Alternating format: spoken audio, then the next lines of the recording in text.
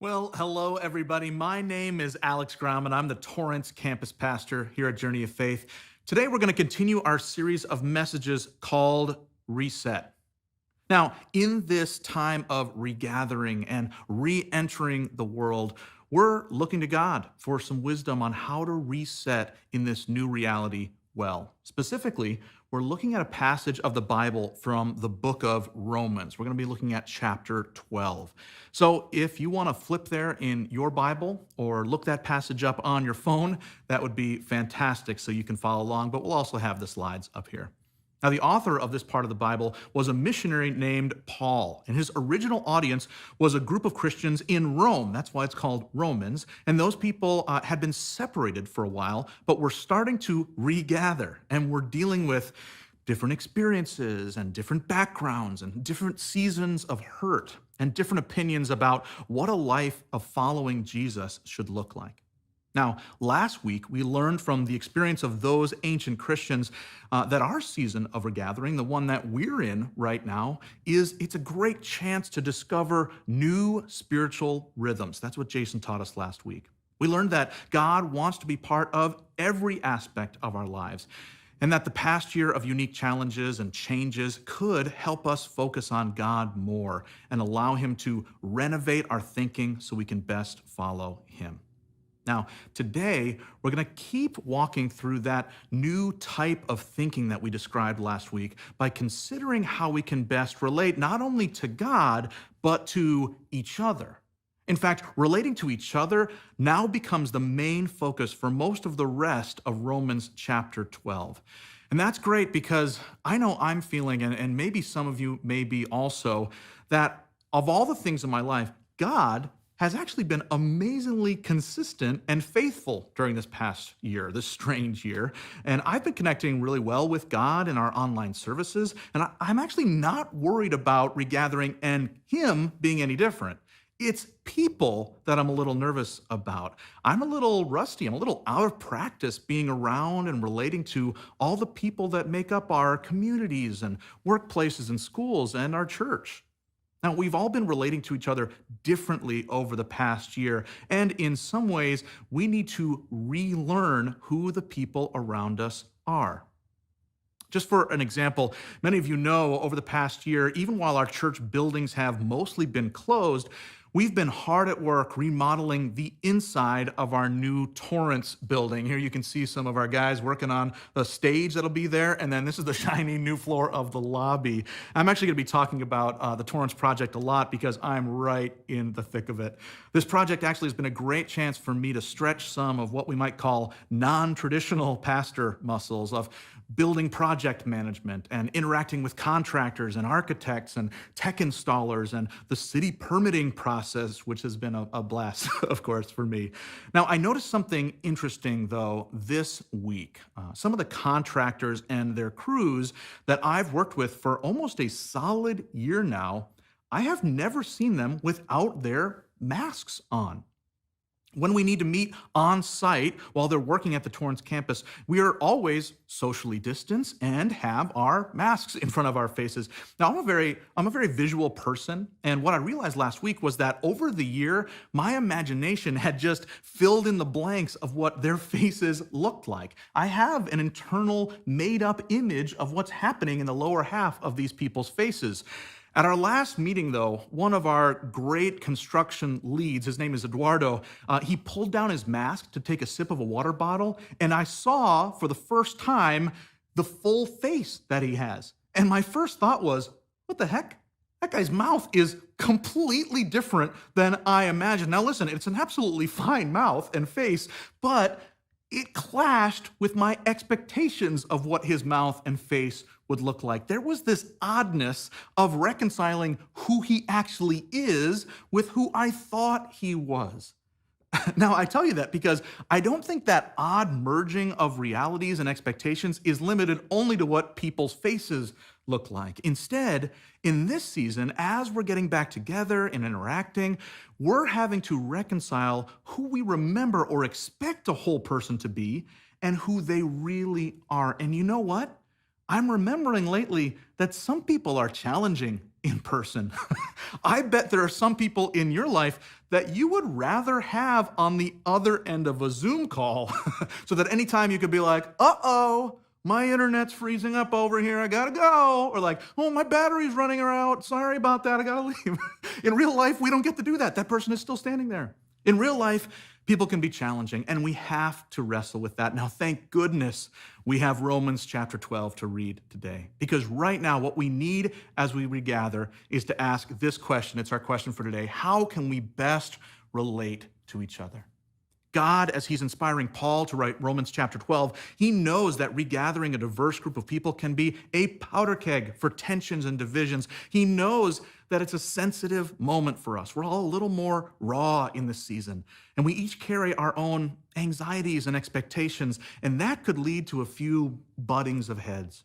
So Paul is going to offer two challenges for us today to help us do our best to rely on God and overcome or even maybe avoid some of the interpersonal challenges that we are just ripe for in this season. So let's jump into the first. The first challenge is this. If we want to relate well to each other in this regathering season, as we reconnect, we should prioritize self-reflection. Paul is about to say in the Bible, look, to counter the trickiness of reconnecting with other people, start by looking inside, by making sure you are as humble and gracious and connected to God as possible. So here's how he puts that in this book. He says, because of the privilege and authority that God has given me, I give each of you this warning. Don't think you are better than you really are. Be honest in your evaluation of yourselves, measuring yourselves by the faith that God has given us. I love this verse. This is one of those verses, if we lost the entire rest of the Bible, we only managed to find the parts that tell us that Jesus died so we could be forgiven, and then this one verse, I think we'd be okay. Because this verse is such a clear rebuttal of one of our biggest problems, our biggest sins. Here it is, arrogance.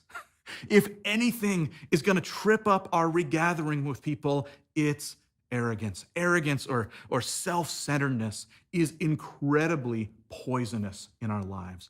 Each of us has a built-in mechanism for self-preservation, and it constantly leads us to seeing ourselves as better than we actually are.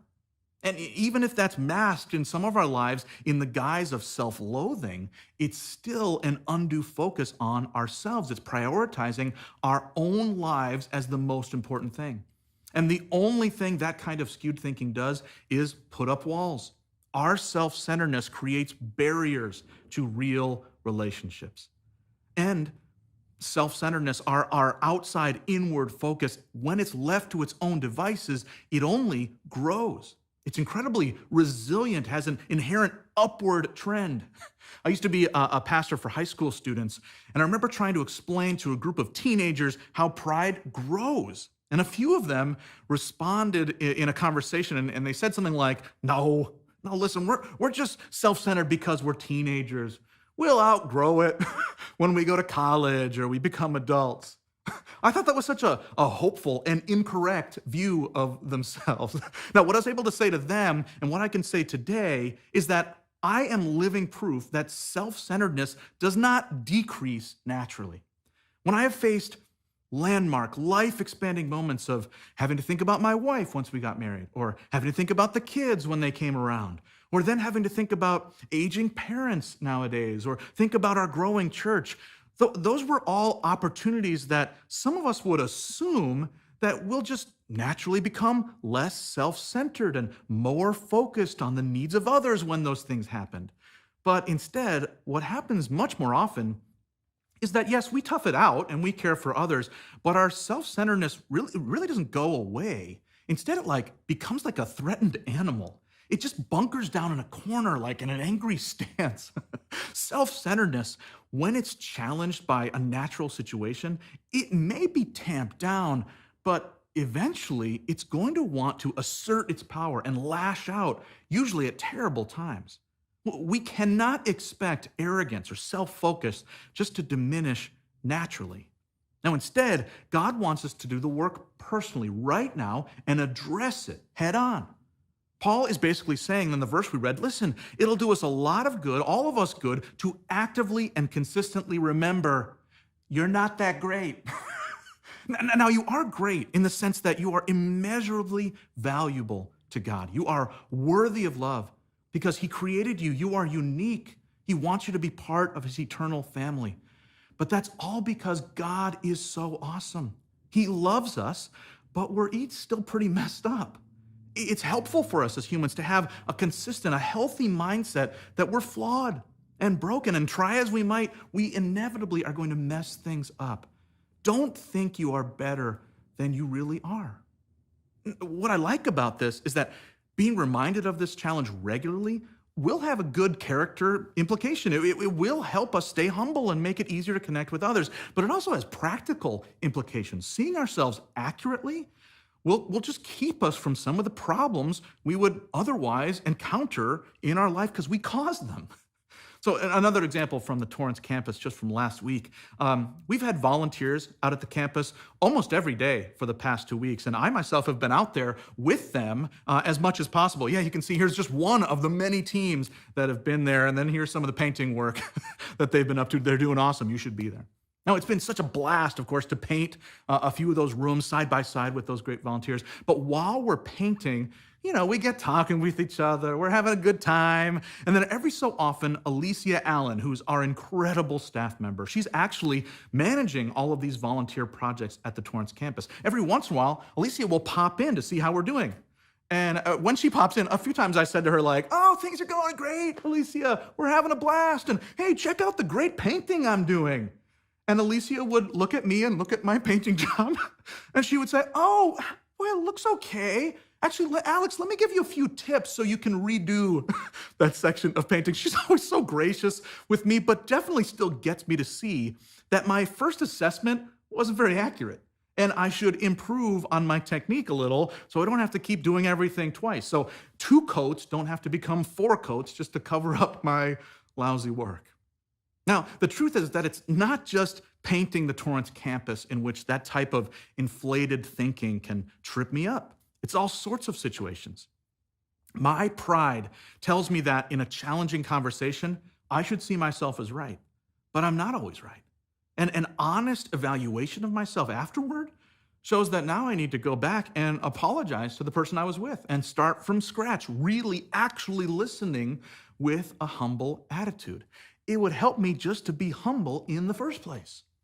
Or our pride might tell us that we're being undervalued at work or on a team or a sports team or a class project. We think we should be given more opportunity and more credit. But sometimes when we grab for that spotlight, we find that everyone else around us was actually protecting us, that we were right in the good, healthy, humble place where we could have succeeded. And then we have to go through the hard lesson of knowing that everyone around us saw how gross it was when we tried to scheme our way to the top. It would have been better just to be humble in the first place. Now listen, I'm not saying you shouldn't stretch yourself or have ambition. Those are good things. But I am saying that we should take Paul seriously here. Let's look at it one more time. Be honest in your evaluation of yourselves, measuring yourselves by the faith that God has given us. Now, I love that phrase about measure. Measure yourself not by comparing yourself with others, not by trying to live up to the wildly outsized internal picture you have of your own greatness. Measure yourselves by the faith that God has given you. Now that can sound like a little bit of a confusing idea, but I think it would suffice for us to understand that the faith that God has given us, whether that's like a big, mature faith or just a tiny faith, just beginning and fragile, that faith always resembles Him because it comes from Him. Faith, therefore, is honest and gracious and caring and thoughtful, full of hope. So we're being challenged here not to be puffed up and arrogant, but to be a little more thoughtful and understanding and self-reflective and self-compassionate. The ability to do that, to measure yourself by the faith that God has given you, is something that grows with practice, by the way. Growing closer to God helps you see yourself more accurately. And that also means with more compassion, to not be so self-destructive, to be able to muster more helpful motivation to change. That's what God has to offer when we're in a faith relationship with him. So let me put a challenge in front of you based on this point. This week, spend a few moments praying for God's help and his compassion, and then evaluate yourselves like this. Set aside 30 minutes of self-reflection. Sit by yourself and listen, if you don't know where to start in your evaluation, I have found, and this may be helpful for some of you, that a good place to start is this. Look back at your digital footprint. But you actually have a record nowadays of what you've said. You could pull up your Twitter or Facebook feeds from the past few months, read what you posted with fresh eyes. Or for those of you in a business, pull up your work email and reread some of the emails you sent during a time of tension with a coworker or a boss that you faced last year. Or listen, if you're a student, think about a time in the past year where something was going wrong or you were really annoyed with a teacher or a class you were taking, and read your texts or messages to your friends during that time of tension and see how you showed them your stress. The question is this: who did you show yourself to be in those moments? Who did they see you to be? As you do that self-evaluation, ask yourself some of these questions. Where did they get to see the person I want to be? Where did they see my self-centeredness? That's yucky. Where is it obvious that I didn't see myself humbly and accurately? Again, this is not a challenge to look back and just crush yourself with embarrassment or shame if you didn't do so great. It's a challenge to get a good handle on how you're interacting and ways that God and the faith that he's given you can help you grow. All of that starts with healthy self-reflection. So let me go on to the second challenge from our verses from Romans. If you want to relate well to each other in this regathering season, here's the second thing. As we reconnect, work together. Paul has just said that many of us live with a spiritual tunnel vision almost. We are focused on ourselves, and we need to be more humble and open as we interact with others. And then he says, listen, this is tough, so don't do it alone. Work together. Take a look at how he puts it. He says, just as our bodies have many parts and each part has a special function, so it is with Christ's body, God's family. We are many parts of one body. We all belong to each other. I love that. He's not just saying, hey, we all affect each other. Let's all learn to get along. He's saying it's way beyond just being civil. We all belong to each other. We have the opportunity to truly understand ourselves and then bring all that into the mix of all the other people around us who are trying to discover and grow in their connection with God. Our partnership can be powerful because we are one body. Now, Paul actually goes on to list the roles that some of us might play, some of you might play, and how we can live those out as we interact with each other. The list he comes up with is beautiful. It's a remarkably diverse picture of the vital parts we could play in supporting each other and helping people find and follow Jesus. You can read it for yourselves later, but I just want to show you sort of a sample partial list that Paul comes up with. He says to them, listen, you could be inspired truth tellers. He calls that prophets, or people who serve. You could be teachers teaching people things, or encouragers that do that well. You could be givers in this season, or leaders. You could be people who show kindness. Does one of these resonate with you? If that's the case, it's possible that it's because that's who God created you to be. That gift he wants to unlock in you has been covered up by arrogance and self-focus. He wants us to work together to unlock a spiritual ability in you to become a true encourager, a vibrant giver. That is a beautiful, hopeful vision that God has for us as a church, that we could work together to bring our best, fueled by his love, to work together to worship him, spread his love throughout the community. It's so interesting to me, though, that all of that description that I just gave of who we could individually become, it stays rooted in working together. He could have just said, listen, individually, you should become a strong giver or a great teacher or a leader. He doesn't say that. He tells us to do that as one body of many parts, supporting each other, encouraging, giving life to one another. I think that's the case, not only because it's a beautiful notion, but because so much of the rise and fall of our ability to become what God created us each to be is contingent on how we respond to each other. What I mean is that our growth is directly impacted by either the support or the discouragement we get from each other. I actually realized the power of this interconnection in college most clearly. I remember a friend of mine who was part of the Christian group that I worked with when I was in college. One of her favorite hobbies was to knit people blankets and give them as special gifts. They kind of look like this kind of blanket. This is not actually one of the pictures, but it was very much this type of blanket that she would give. And at one point in our sophomore year, she surprised me with a blanket of my own. And listen, I was in college. I was still a pretty awkward young man. I had not grown into the awkward middle-aged man that I am today. And so receiving that little gift, it made me uncomfortable. And so in the moment, to sort of deflect a little of that discomfort, when she gave it to me, I held it up and I joked, "Wow, there sure are a lot of holes in this thing." And then I kind of laughed awkwardly, just like I just did. And then she paused and sighed and she said, "Hey, Alex, that's very much like you. You always point out the holes first." Now, that statement still reverberates in my life, in a helpful way mostly, because she was right.